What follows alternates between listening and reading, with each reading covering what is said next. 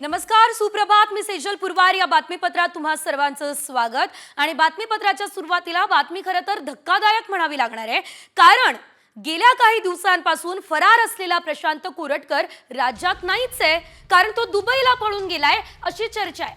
कोरटकर कोलकाता मार्गे दुबईला गेला असल्याचं बोललं जात आहे. त्याचा दुबईमधला फोटो व्हायरल झालाय. शिवरायांबद्दल आक्षेपार्ह वक्तव्य करणाऱ्या कोरटकरला मुंबई हायकोर्टाकडून दिलासा मिळालेला नाही. त्याच्या अटकपूर्व जामीन अर्जावर सोमवारी सुनावणी होणार आहे, त्यामुळे तो दुबईमध्ये पळून गेल्याची माहिती आहे.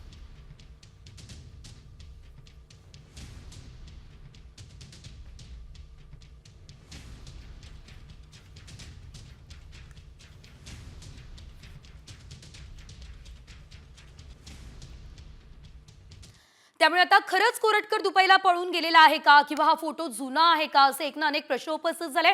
बरं, त्या अनुषंगाने तपास आता होणं अपेक्षित आहे. पुढे घेऊयात राज्यभरातल्या बातम्यांचा वेगवान आढावा. धाराशिवमध्ये छत्रपती शिवाजी महाराज यांची जयंती साजरी केल्यानं मारहाण केल्याचा आरोप एका मुस्लिम कुटुंबानं केलेला आहे. मारहाणी विरोधात पाशा शेख यांनी आपल्या कुटुंबासोबत एक दिवसीय आमरण उपोषण केलं. या संदर्भात तक्रार देऊनही पोलीस कारवाई करत नाही असा आरोप पाशा शेख यांनी केला.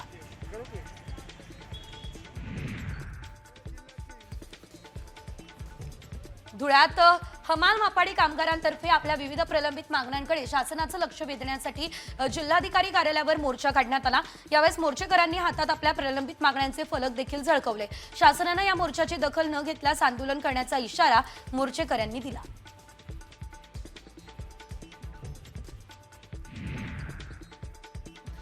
अखिल भारतीय किसान मजदूर सभेचे तिसरे राष्ट्रीय अधिवेशन शुक्रवारपासून सुरू झाले. विविध राज्यातून आलेल्या पदाधिकाऱ्यांनी अधिवेशनाआधी रॅली काढली. 2 दिवस चालणाऱ्या या अधिवेशनामध्ये शेतकरी, शेतमजूर आणि वंचितांविषयी विविध मान्यवरांच्या माध्यमातून मार्गदर्शन होणार आहे.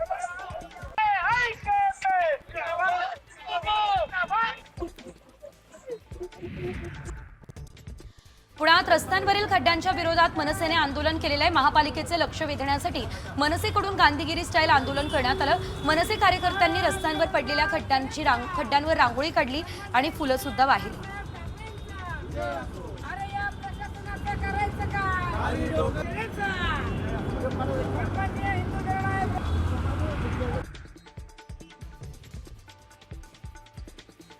अमरावतीमध्ये एक दिवसीय टाळ बचाव आंदोलन करून राज्य शासनाचा निषेध करण्यात आलेला आहे. मुख्यमंत्री युवा कार्य प्रशिक्षणार्थ्यांना कायमस्वरूपी रोजगार मिळावा आणि मानधनांमध्ये 25,000 रुपये वाढ करावी, या मागणीसाठी जिल्हाधिकारी कार्यालयासमोर आंदोलन करण्यात आलेले आहे.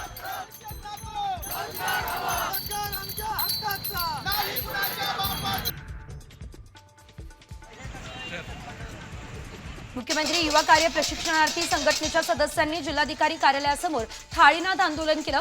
6 महिन्यांच्या प्रशिक्षण कालावधीचा शासन निर्णय रद्द करून तो 11 महिन्यांचा करावा, या मागणीसाठी हे आंदोलन करण्यात आलं.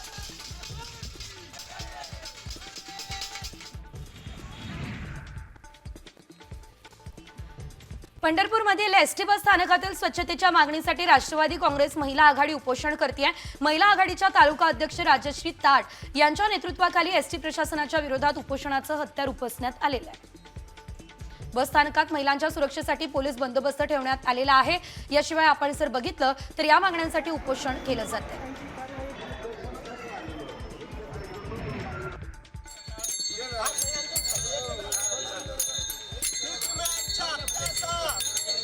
छत्रपती संभाजीनगरच्या जिल्हा कृषी कार्यालयासमोर पीक विम्याच्या मागणीसाठी शेतकऱ्यांनी आंदोलन पुकारलं. यावर्षी पीक विमा मिळाला नसल्याची तक्रार शेतकऱ्यांनी केली. वारंवार कृषी अधिकारी आणि कर्मचाऱ्यांना सांगूनही याबाबत दखल घेतली जात नाही असा आरोप करत शेतकऱ्यांनी थेट जिल्हा कृषी अधीक्षक कार्यालयावर मोर्चा काढला.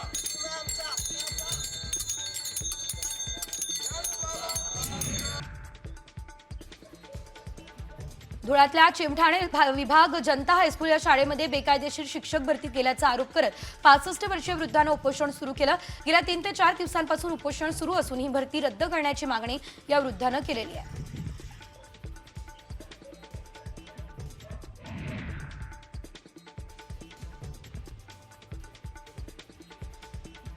नागपूर दंगली दरम्यान पोलिसांवर झालेल्या हल्ल्याच्या निषेधार्थ अहिल्यानगरमध्ये विविध पोलीस ठाण्यांसमोर निषेध आंदोलन केलं जाते. धर्मांध झुंडशाही वृत्तीच्या गुंडांवर उत्तर प्रदेशप्रमाणे कठोर कारवाई करावी अशी मागणी निवेदनाद्वारे करण्यात आलेली आहे.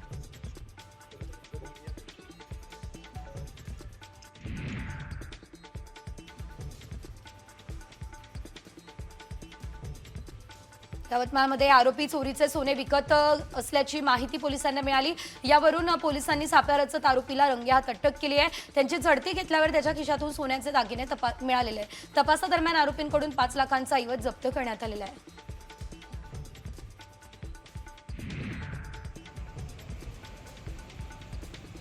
कर्जत या ठिकाणी व्हिला बुकिंगच्या नावाखाली पर्यटकांची ऑनलाईन फसवणूक करण्यात येते आहे। ओशिवरा पोलिसांच्या सायबर पथकानं कारवाई केलेली आहे आणि आरोपीला ताब्यात घेतले। आरोपीला मुंबईच्या अनेक पोलीस ठाण्यांमध्ये फसवणुकीचे गुन्हे दाखल असल्याचं कळतंय। याबाबत पोलिसांचा अधिकचा तपास सुरू आहे।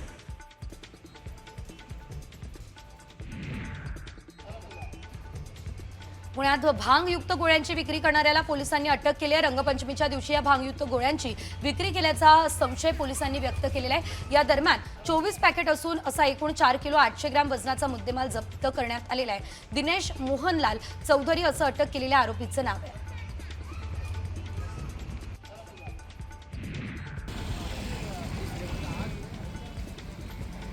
पिंपरी गावामध्ये 1977 मध्ये भांडणानंतर जखमी झालेल्या व्यक्तीविरोधात दाखल गुन्ह्याचा निकाल 48 वर्षांनी म्हणजे आता 2025 मध्ये लागला। त्यावेळेस आरोपी असलेले दोघे व्यक्ती आता 70 वर्षांचे झालेत। त्यांच्या वयाचा विचार करत न्यायालयानं त्यांना शिक्षा सुनावली आहे। पुण्यातील हा 48 वर्षांनी निकाल लागलेला पहिला खटला मानला जातोय।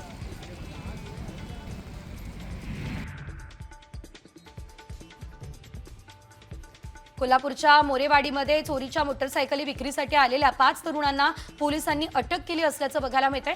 यामध्ये डर्ट ट्रक रेसिंगसाठी या 5 जणांनी तब्बल 18 दुचाकी चोरल्या असल्याचं देखील पाहायला मिळतंय। 7 लाख रुपये किमतीच्या 3 कॉमस्कोर नुसार आता isakal.com आहे देशातील नंबर 1 ची मराठी न्यूज वेबसाईट। प्रत्येक अपडेटसाठी isakal.com ला कर्नाटकातून चोरल्याचं समोर आलं। कोल्हापूरसह 3 जिल्ह्यातून यामाहा गाडी चोरल्याचंही समोर आलंय।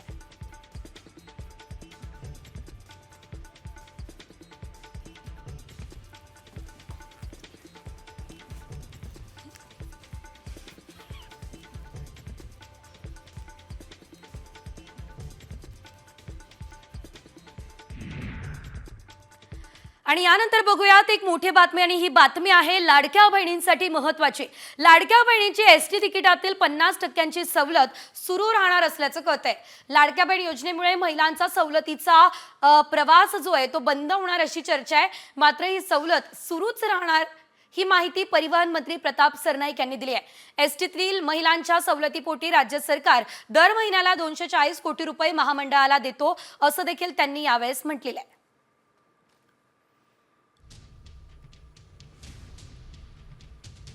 एकूण प्रवासी 55 लाख इतके आहेत तर महिला प्रवासी 18 ते 20 लाख आहेत। एकूण 360 कोटी रुपयांचा खर्च येतो तर महिलांसाठी 240 कोटी रुपयांचा खर्च येतो।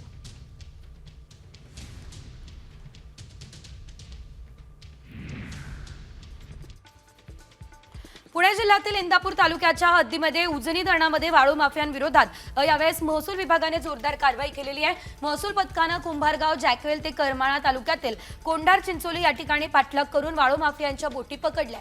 त्यानंतर पकडलेल्या बोटी स्फोट घडवून नष्टही केलेल्या आहेत।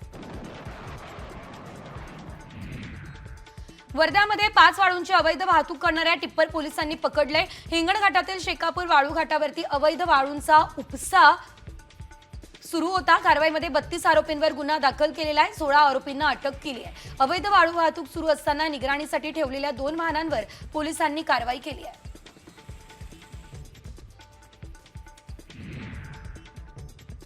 पुण्याच्या खाराडी चंदननगर परिसरामध्ये एका कुटुंबातील पती पत्नीच्या भांडणामधून वडिलांनी सख्ख्या मुलाची हत्या केली असल्याचं बघायला मिळतंय।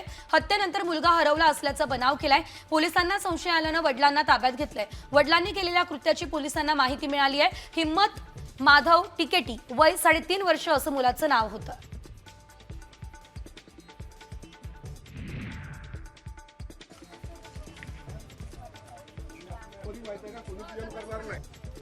शेतशिवारातील विहिरीमध्ये एका अल्पवयीन मुलीचा मृतदेह आढळलेला आहे। ही घटना चंद्रपूरच्या चोरा गावामध्ये घडलेली आहे। घटनेची संपूर्ण माहिती मिळताच पोलिसांनी घटनास्थळी जाऊन पंचनामा केलेला आहे। मात्र मृतक मुलीच्या कुटुंबियांनी मुलीवरती अत्याचार करून तिचा खून केल्याचा संशय सध्या पोलीस व्यक्त करत आहेत।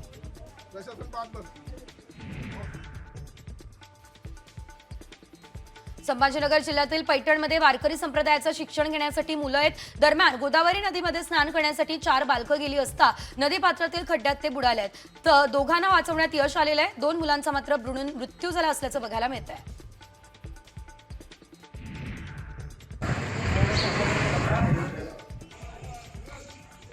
कल्याणच्या अटाळीमध्ये परिसरामध्ये वृद्ध महिलेच्या घरात चोरट्यानं घुसून दागिने हिसकावले। महिलेने प्रतिकार केला असता तिच्यावर हल्ला केला। या हल्ल्यामध्ये वृद्ध महिलेचा मृत्यू झालेला आहे। रंजना पाटकर असं या मयत महिलेचं नाव असून पोलिसांनी हत्येचा गुन्हा दाखल करत आरोपींचा शोध घेण्यासही सुरुवात केलेली आहे।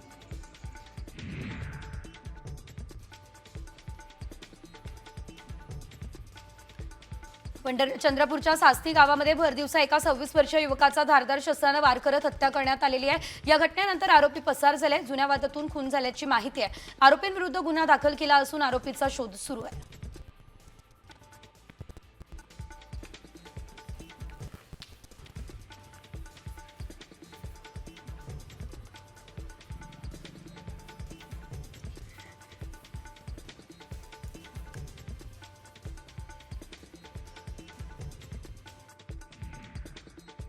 औरंगजेबाच्या कबरीवरून भाजपने आपली भूमिका स्पष्ट करावी असं संजय राऊत यांनी मत मांडलं। फडणवीस यांनी डोक्याला रुमाल बांधून वर्षा बंगल्यातून बाहेर पडावं, पत्रकबाजीची नाटकं बंद करावी, ही टीका संजय राऊत यांनी केली। संभाजीनगर पोलिसांनी सोशल मीडियावरून 506 आक्षेपार्ह पोस्ट हटवून या पोस्ट 8 जणांवर गुन्हे दाखल करण्यात आलेले आहेत। औरंगजेबाच्या कबरीवरून राज्यात उफाळलेला वाद आणि नागपूरमधील तणावाची परिस्थिती या पार्श्वभूमीवर संभाजीनगर पोलिसांची सोशल मीडियावर करडी नजर असल्याचं दिसतंय। सांस्कृतिक कला केंद्रांमध्ये डान्स बार सुरू असल्याचा सणसणाटी आरोप लावणी सम्राज्ञी सुरेखा पुणेकरांनी केलाय। त्यांनी कला केंद्रांमधील काही व्हिडिओ दाखवले आहेत। पैसे उधळताना या व्हिडिओमध्ये दिसतंय। राज्यातील 82 पैकी 42 कला केंद्रांमध्ये डान्स बार सुरू आहे असा दावा त्यांचा आहे।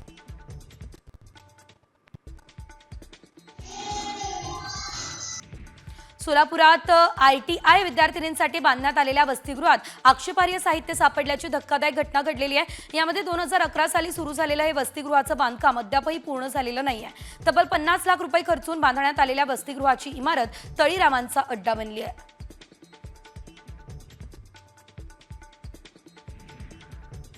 ताडोबा अंधारी व्याघ्र प्रकल्पातील ऑनलाईन बुकिंग घोटाळ्यातील आरोपी रोहित विनोद ठाकूर आणि अभिषेक विनोद ठाकूर यांना ईडीने दणका दिलेला आहे। या घोटाळ्यातील दोन्ही आरोपींकडून ईडीने 13 कोटी 71 लाखांची मालमत्ता जप्त केली आहे। स्थावर मालमत्ता आणि बँक खात्यातील रकमेचा समावेश यामध्ये दिसतोय।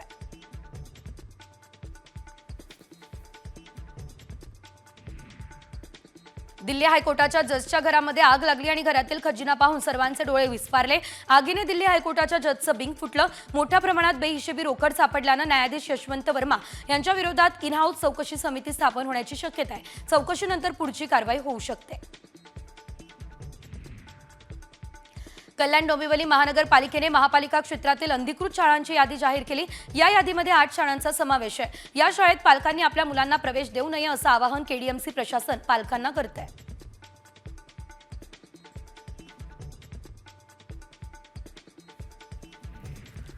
लातूरमधल्या खासगी अधिकृत शाळेला शाळा बंद करण्याची नोटीस शिक्षण विभागानं दिलेली आहे। मात्र शासनाची कुठलीच मान्यता न घेता मागच्या 1 वर्षापासून ही शाळा सुरू आहे। तर या शाळेला शिक्षण विभागानं तब्बल 20 लाखांचा दंड ठोठावला।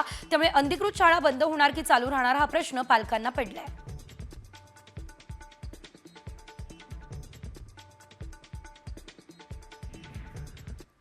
पुढची बातमी नागपूरमधून आहे। नागपूरमध्ये 9 पोलीस स्टेशनच्या हद्दीमध्ये संचारबंदी कायम आहे। हिंसाचाराच्या घटनेनंतर आज 5व्या दिवशी सुद्धा नागपूर शहरातील 9 पोलीस स्टेशन हद्दीमध्ये संचारबंदी कायम असल्याचं दिसतंय। सोमवारी रात्री उसळलेल्या दंगलीनंतर नागपूर शहरातील 11 पोलीस स्टेशन हद्दीत संचारबंदी लागू करण्यात आली असल्याचं बघायला मिळालेलं होतं आणि त्यानंतर नागपूरमध्ये ही संचारबंदी लागू आहे। आज 6व्या दिवशी उर्वरित 9 पोलीस स्टेशन हद्दीत संचारबंदी कायम ठेवण्यात आलेली आहे, ज्यामध्ये गणेशपेठ, पाचपावली, तहसील, लकडगंज, शांतीनगर, सक्करदरा, इमामवाडा आणि यशोधरा नगर या पोलीस स्टेशन हद्दीमध्ये संचारबंदी आहे। संचारबंदीमुळे या परिसरातील सामान्य जनजीवनावरती परिणाम होणार असल्याचं बघायला मिळतंय।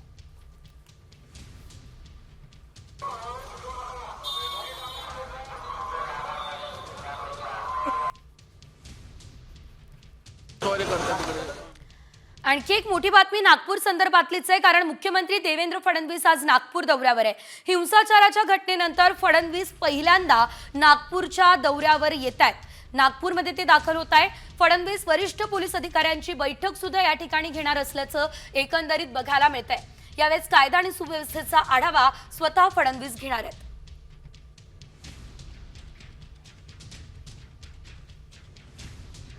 आज देवेंद्र फडणवीस हे आता नागपूरमध्ये दाखल होणार आहे. त्यामुळे आता देवेंद्र फडणवीस यांची आजची नेमकी भूमिका काय असते या संपूर्ण परिस्थितीला बघितल्यानंतर हे बघणं महत्त्वाचं. पुन्हा एकदा वळूयात वेगवान घडामोडींकडे. उष्णतेचा पारा वाढला, त्यामुळे उष्माघाताचा धोका निर्माण झालाय. राज्यात आतापर्यंत उष्माघाताच्या 9 रुग्णांची नोंद झाली आहे. राज्यात उन्हाची तीव्रता वाढतीये. उष्णतेशी निगडीत आजारांचा धोका वाढलाय. आरोग्य विभागाकडून खबरदारीचा इशारा आता देण्यात आलेला आहे.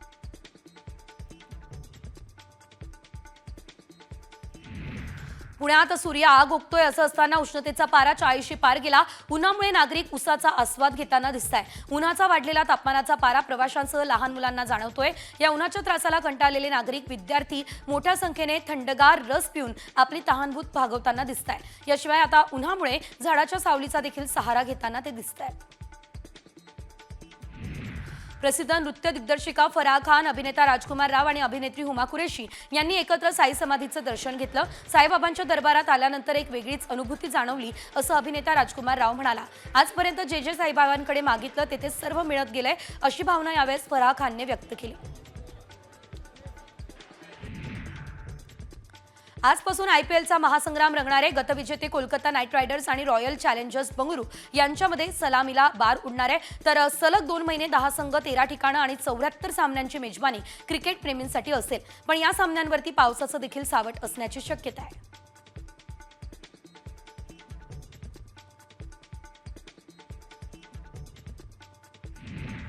हमासने त्यांच्या ताब्यात असलेल्या ओलिसांना सोडलं नाही आणि युद्धबंदीचं वचन पाळलं नाही, असं कारण देत इस्रायलने गाझामध्ये पुन्हा कारवाई सुरू केली. एका इस्रायली मंत्र्यानं लष्कराला गाझामधील आणखी जमीन ताब्यात घेण्याचे निर्देश दिले. 3 दिवसांमध्ये इस्रायली हल्ल्यांमध्ये जवळपास 600 जणांना आपला जीव गमवावा लागलाय.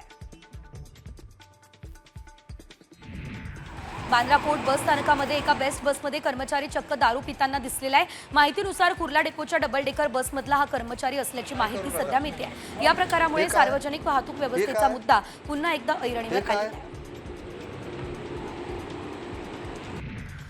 चिंचवडमध्ये बहिणाबाई चौधरी प्राणी संग्रहालय नूतनीकरण आणि सुशोभीकरणासाठी 9 वर्षांपासून बंद आहे. आतापर्यंत 20 कोटी रुपये खर्च झालेले आहेत. आता 3ऱ्या टप्प्यातील कामं हाती घेण्यात आली आहे. आणखी 1.25 वर्ष हे संग्रहालय खुलं होण्यासाठी पर्यटकांना प्रतीक्षा करावी लागेल.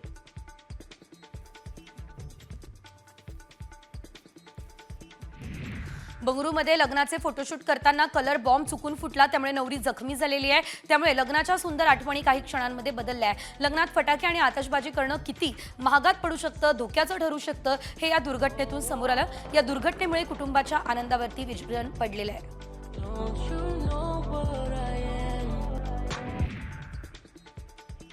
नागपूर पोलीस आयुक्त डॉक्टर रवींद्र सिंघलान यांनी आता नागपूरच्या चिटणीस पार्क परिसरामध्ये पाहणी केली. आतापर्यंत 13 FIR दाखल असून 100 पेक्षा अधिक आरोपींना अटक झाली आहे. संचारबंदी संदर्भात त्यांनी सगळ्या पोलीस अधिकाऱ्यांकडून माहिती घेतली. रमजान महिन्याच्या पार्श्वभूमीवर शुक्रवारची नमाज ही शांततेत पार पडल्यानंतर हा आढावा घेण्यात आला.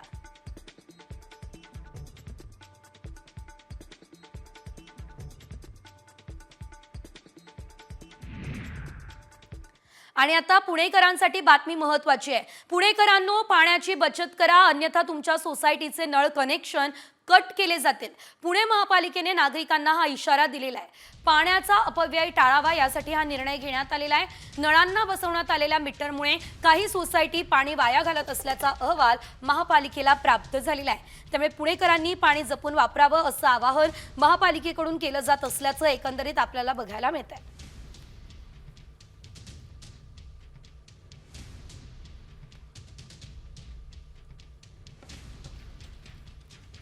पाण्याची बचत जर केली नाही तर थेट नळ कनेक्शनच काढलं जाणार असल्याचं देखील सांगितलं जाते. महापालिका त्या संदर्भात कारवाई करणार आहे. पुढे एक आंतरराष्ट्रीय बातमी आहे. युक्रेनने रशियाच्या 700 किलोमीटर आत घुसून जोरदार हल्ला केलाय. या ड्रोन हल्ल्यामध्ये रशियाचा एअरबेस उद्ध्वस्त झालेला आहे. रशियाच्या एंगेल्स स्ट्रॅटेजिक बॉम्बर बेसवरती हा ड्रोन हल्ला झालेला आहे. स्फोटामुळे धुराचे आणि ज्वाळांचे लोट सुद्धा उठलेत. आजूबाजूच्या झोपड्या पूर्णतः उद्ध्वस्त झालेल्या आहेत, तर या परिसराचे धुराचे लोट या संपूर्ण परिसरात बघायला मिळत आहे. रशियाच्या संरक्षण मंत्रालयानं याबाबत माहिती दिली आहे की त्यांच्या हवाई संरक्षण प्रणालींनी 132 युक्रेनचे ड्रोन पाडलेले आहेत. युक्रेनचा हा पलटवार एकंदरीत बघायला मिळाला. रशियाचा एअरबेस उद्ध्वस्त या ठिकाणी करण्यात आलेला आहे. Forces in Kursk are now in retreat, which means